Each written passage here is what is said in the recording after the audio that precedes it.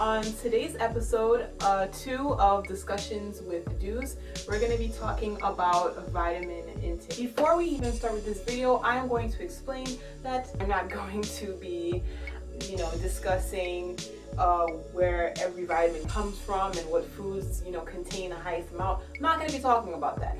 I'm going to be talking about my own personal experiences with vitamin intake and issues with the vitamin deficiency. So, with that said, let's get started. As I was, transitioning and becoming vegan, I was totally prepared in my head. I knew what foods I was going to prepare. I was completely ready. During that time, I was coming across many articles that made very clear that when you go vegan, you do have to take some vitamins and some supplements because you might not be getting the full amount from the foods you're eating on a daily basis. Let me explain to you. At that time, my mentality was very, militant. I was like, I'm not going to be relying on anything that comes from a bottle. I will be getting my vitamins from the fruits and vegetables that come from the earth. I don't need to be reliant on these things. And that was just how I was thinking at that time. So I started my vegan journey, and somewhere along the line, I learned that day I was experiencing fatigue, weakness, tingling in my fingers. I read that tingling and fatigue can just be indicative of vitamin deficiency, especially vitamin B deficiency, which I suspected highly because vitamin B you can't really get the necessary amount from fruits and vegetables. I mean, it's higher in eggs and fish, but you can't get a lot of it from seaweed. Of course, the fish eat the seaweed, and that's why they contain high doses of vitamin B12. So I wasn't eating seafoods. I didn't really know about that. So I felt that it was time for me to go ahead and seek assistance from a nutritionist. So I went to see her, and she really didn't tell me anything that I didn't know, other than, she wanted me to, write in a journal, write what I ate for breakfast, lunch, and dinner, and that was really it. If you want to go to a nutritionist and you really don't know anything, you really should. But so anyway, moving on, I never went back to her. She was cool the first time, and I still kept my little journal, so I was able to see where I was going wrong and see what I could improve on for future reference.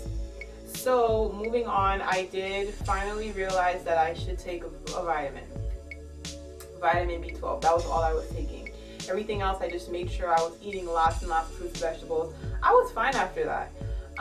So going to the reasons why I think I became vitamin deficient is, why myself and other vegans go through this is because of lack of research and lack of knowledge and lack of a hands-on attitude of your diet. Now, I guess you are hands-on because you realize that what you were eating before is not good, so you're taking control of your diet. When you were eating fruit, meats and dairies, you weren't really aware of the numbers, I should say. If you're just eating foods, just separating the people who are just health nuts and people who count calories and all that other stuff, they're separate. I'm talking about the average person.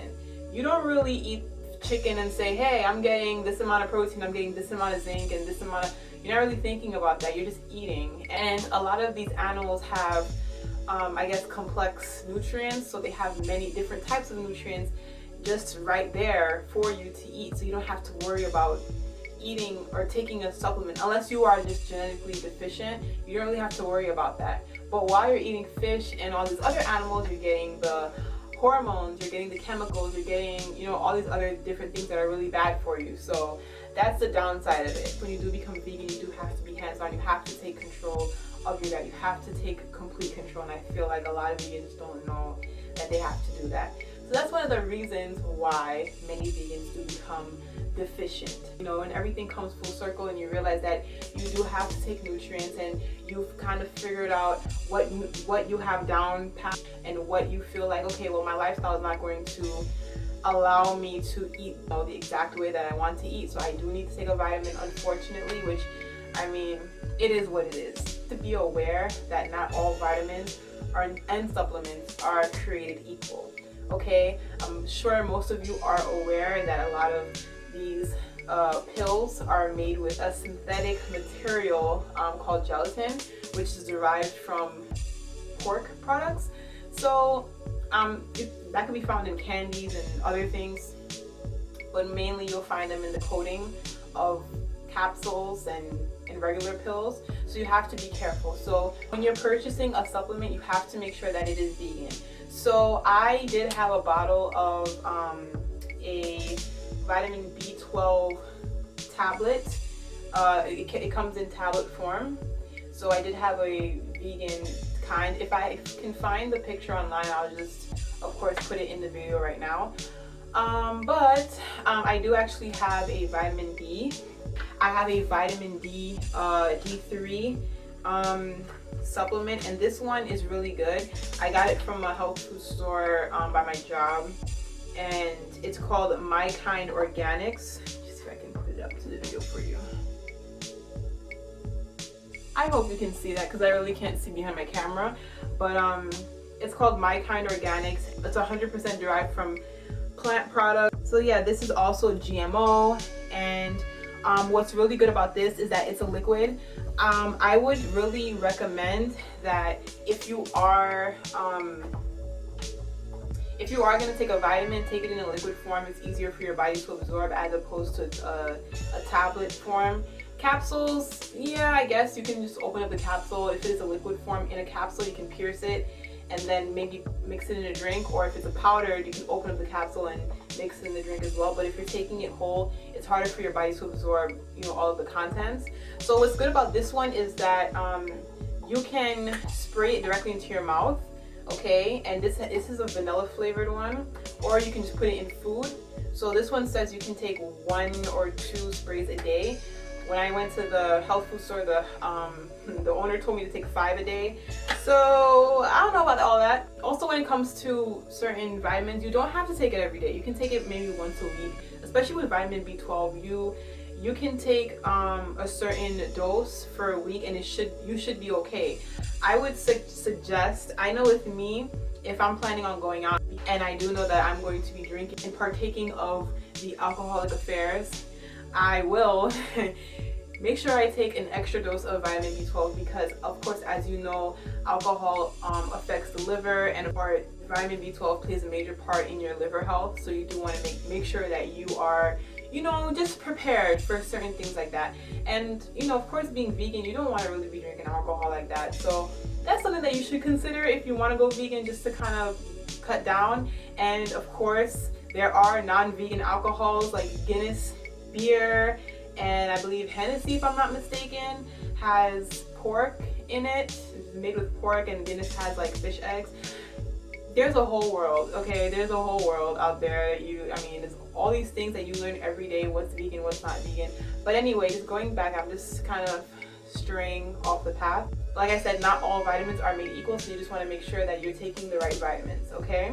If you are not someone who even wants to think about taking vitamins, you can do something that I did when I was kind of mid-vegan. I still do this to this day, right now, currently, but I was doing this heavily like maybe a year after I became vegan. So you can take superfoods. Superfoods are a blessing to us, okay? The definition of a superfood is a whole food that is just natural food that comes from the earth, that actually contains multiple vitamins and nutrients, all just within one entity. Just jam-packed with vitamins and nutrients. A blueberry is a superfood. Moringa is a superfood. Spirulina is a superfood. I was taking spirulina for about a year. Oh, it's amazing. So if you do want to avoid taking vitamins, take superfood supplements. Superfood anything, in a pill form, in a liquid form, powdered form. I suggest the powdered form because it just makes things so much easier for you. You can add it to foods. You can, of course, non-cooked foods, okay? Just keep it on like salads and maybe drinks, like so your smoothies. You can kind of like boost your green drinks, your green monster drinks. Add some spirulina in there, add some moringa in there for everything you need. You need that digestive support, you need energy, you need protein. Amazing. So in closing, I want to say that the purpose of this video is to just show you that as a vegan, if you are going to go vegan, you really do have to take full control of your diet. You have to take control of everything that goes inside your body. You have to take full responsibility until you find a way, a schedule where you are eating whole foods and you're getting everything you need from the whole foods. You really do need to take your vitamins, take your supplements, do whatever you need to do to be healthy, because you don't want to be an unhealthy vegan. How ironic would that be?